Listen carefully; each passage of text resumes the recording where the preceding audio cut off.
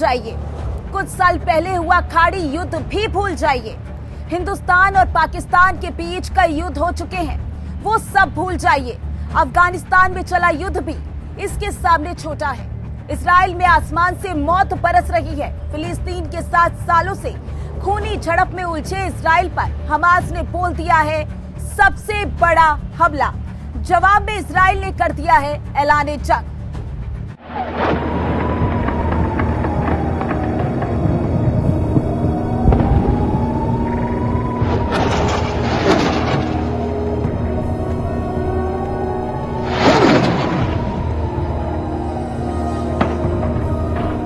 आसमान से बरसती मौत। हमास ने हाल के बरसों में अपने सबसे कट्टर दुश्मन इजराइल पर सबसे बड़ा हमला बोल दिया है। दक्षिणी इजराइल के शहर दर शहर आतंकी संगठन हमास की ओर से दागे जा रहे रॉकेटों से बरस रही मौत की चपेट में है। इमारतों से निकलता धुआं, आग, रॉकेटों से हो रहे धमाके, चीख पुकार। इजराइल और फिलिस्तीन के बीच संघर्ष का ये सबसे खूनी दौर है। हमलों से बौखलाए इजराइल ने युद्ध का ऐलान कर दिया है। इजराइल के अलग अलग एयरबेस से लड़ाकू विमान फिलिस्तीन के आसमान में अब कहर बरपा रहे हैं। निशाने पर है आतंकी संगठन हमास के ठिकाने। इजराइल पर फिलिस्तीनी संगठन हमास के हमलों के बाद प्रधानमंत्री बेंजामिन नेतन्याहू ने जंग का ऐलान कर दिया है। कैबिनेट के साथ इमरजेंसी मीटिंग के बाद नेतन्याहू ने कहा, ये जंग है और हम इसे जरूर जीतेंगे। दुश्मनों को इसकी कीमत चुकानी पड़ेगी। इसके बाद इजरायली सेना ने हमास के ठिकानों पर फाइटर जेट से हमले किए हैं। इजराइल में बिगड़ते हालात के बीच इंडियन एम्बेसी ने वहां मौजूद अपने नागरिकों के लिए एडवाइजरी जारी की है। उन्हें सतर्क और सुरक्षित रहने को कहा गया है। प्रधानमंत्री मोदी ने कहा कि मुश्किल घड़ी में भारत इजराइल के लोगों के साथ है। आगे क्या होगा और क्या हो रहा है, इसको बताने से पहले हमले शुरू कैसे हुआ, ये जानना जरूरी है। हमास ने शनिवार सुबह करीब 6:30 बजे हमला शुरू किया। इजराइल की राजधानी तेल अवीव समेत 7 शहर पर हमले। तेल अवीव और 6 दूसरे शहरों पर 5000 रॉकेट दागे। इजरायली सेना का दावा, गाजा पट्टी से 2200 रॉकेट दागे गए। ये रॉकेट रिहायशी इमारतों पर गिरे। शुरुआती कुछ घंटों में ही 22 लोगों की मौत हो गई। हमले की खबर जब तक फैली तब तक घायलों का आंकड़ा 500 पार। हमास ने इस ऑपरेशन को अल अक्सा फ्लड नाम दिया। इजराइल ने युद्ध का ऐलान किया। इजरायली सेना का पलटवार। हमास के खिलाफ ऑपरेशन आयरन स्वॉर्ड शुरू कर दिया। हमास के सैन्य कमांडर मोहम्मद दीफ का दावा, यरूशलेम में अल अक्सा मस्जिद को नापाक करने का बदला। अब इजरायली सेना हमास के ठिकानों पर हमले कर रही है। दरअसल इजरायली पुलिस ने अप्रैल 2023 में अल अक्सा मस्जिद में ग्रेनेड फेंके थे।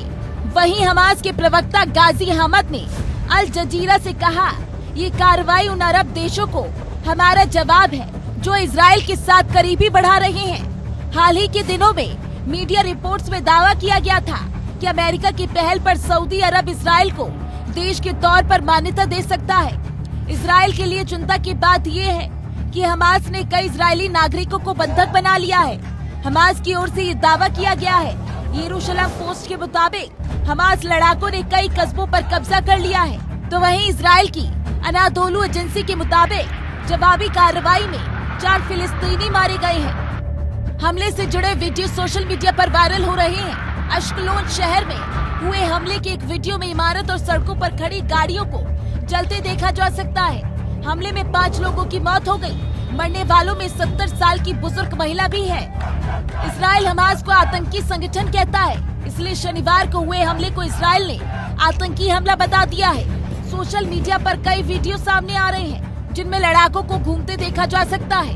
अश्कलोन और तेल अवीव में सैनिकों की संख्या बढ़ा दी गई है। אזרחי ישראל, אנחנו במלחמה, לא במבצע, לא בסבבים, במלחמה. הבוקר חמאס פתח במתקפת פתע רצחנית נגד מדינת ישראל ונגד אזרחיה. אנחנו בתוך זה משעות הבוקר המוקדמות. כינסתי את ראשי מערכת הביטחון, הנחיתי קודם כל לטהר את היישובים מהמחבלים שחדרו פנימה. הפעולה הזאת מתבצעת בשעות הללו. People of Israel are under attack, orchestrated by a terrorist organization, Hamas. In this moment of tragedy, I want to say to them and to the world and to terrorists everywhere that the United States stands with Israel. We will not ever fail to have their back. We'll make sure that they have the help their citizens need and they can continue to defend themselves. ये हमला ऐसे समय हो रहा है जब America, Saudi अरब और Israel के बीच समझौता करवाकर इजराइल को मान्यता दिलाने की कोशिश कर रहा है। दरअसल कुछ दिन पहले ही सऊदी अरब के क्राउन प्रिंस मोहम्मद बिन सलमान ने कहा था कि वो इजराइल के साथ रिश्ते सामान्य करने के बेहद करीब है। सऊदी अरब के क्राउन प्रिंस ने उन रिपोर्ट्स को खारिज कर दिया था जिसमें कहा गया था कि फिलिस्तीन के मुद्दे को लेकर सऊदी अरब ने इजराइल के साथ रिश्ते सुधारने की बातचीत को रोक दिया है। हालांकि क्राउन प्रिंस का कहना था कि उनके लिए ये मुद्दा बेहद अहम है। इस मसले को सुलझाना बहुत जरूरी है जिससे फिलिस्तीनियों का जीवन आसान हो सके।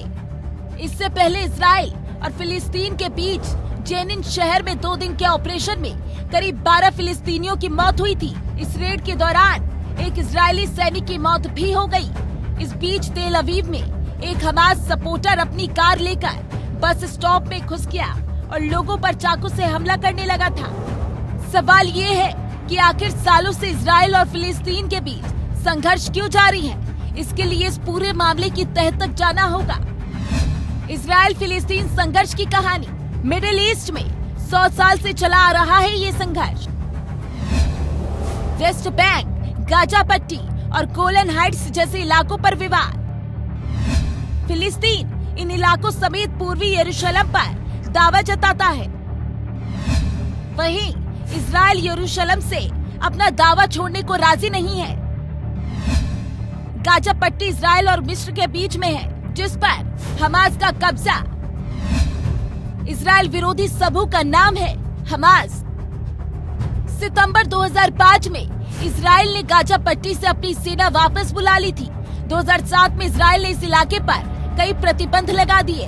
फिलिस्तीन का कहना है कि वेस्ट बैंक और गाजा पट्टी में स्वतंत्र फिलिस्तीन राष्ट्र की स्थापना हो। सवाल ये भी है कि जिस हमास ने अकेले दम पर दुनिया के सबसे विकसित, अमीर और ताकतवर देशों में से एक इजराइल की नाक में दम कर रखा है, उस हमास का ताना बाना क्या है, तो आपको जानकर हैरानी होगी कि हमास भी इजराइल की ही देन है। 1948 में इजराइल के जन्म के बाद भी फिलिस्तीन से उसका संघर्ष हर स्तर पर जारी रहा। इजराइल को जब लगा कि डिप्लोमेटिक लेवल पर वो फिलिस्तीन के सामने कमजोर पड़ रहा है तो 1970 के दशक में उसने फिलिस्तीन के एक कट्टरपंथी संगठन को उदारवादी फिलिस्तीन नेताओं के विरोध में खड़ा कर दिया। इसको नाम दिया गया हमास। हालांकि हमास की औपचारिक स्थापना 1987 में मानी जाती है। हमास ऐसा भस्मासुर साबित हुई कि आज इजराइल अपने वजूद में आने के बाद से सबसे भीषण संकट से गुजर रहा है। इजराइल के एक पूर्व जनरल यित्जाक सेजेव ने कहा था, शहर से शहर मारने की ये नीति ऐतिहासिक गलती थी। इजरायली सरकार ने मुझे हमास के लिए बजट भी दिया था, इसका अफसोस हमें आज भी है। सेजेव 1980 के दशक में गाजा के गवर्नर भी रहे। हमास ने फिलिस्तीन के लिबरल लीडरशिप को धीरे धीरे किनारे कर दिया और खुद फिलिस्तीन आंदोलन का झंडा बरदार बन गया। हमास के साथ 90% युवा फिलिस्तीनी जुड़े हुए हैं। हमास को तुर्की और कतर से फंडिंग मिलती है। हमास के एक नेता खालिद मिशाल ने तो कतर में इसका दफ्तर भी खोला था। ईरान भी हमास को हथियार और पैसा देता है। हालांकि ईरान शिया मुल्क है जबकि अरब वर्ल्ड सुन्नी है। हमास के साथ करीब 27,000 लोग जुड़े हैं। इन्हें 6 रीजनल ब्रिगेड में बांटा गया है। हमास की 25 बटालियन और 106 कंपनियां हैं। इन बटालियन और कंपनियों के कमांडर बदलते रहते हैं। 4 विंग वाले हमास के मिलिट्री विंग के चीफ इज्जतुद्दीन अल कासिम पॉलिटिकल विंग की कमान इस्माइल हानिया के हाथों में है। इस विंग में नंबर 2 पर है मूसा अबू मरजूक। हमास के एक और नेता हैं खालिद मशार। इंटरनेशनल अफेयर्स के लिए हमास मुस्लिम ब्रदरहुड पर निर्भर है। हमास का एक सोशल विंग भी है। हमास का उद्देश्य है इजराइल की तबाही, उन हिस्सों पर कब्जा करना जिनमें फिलिस्तीनी है। हमास का मकसद है स्वतंत्र देश की स्थापना। कई साल बाद अब हमास इजराइल को परेशान कर पाया है। इसके सदस्य आम लोगों की भीड़ में शामिल होकर इजरायली सैनिकों पर हमले करते हैं। इजराइल की ताकत के चलते अब ज्यादा मदद नहीं मिल पा रही है। हर बार झड़प में हमास को ही नुकसान हुआ।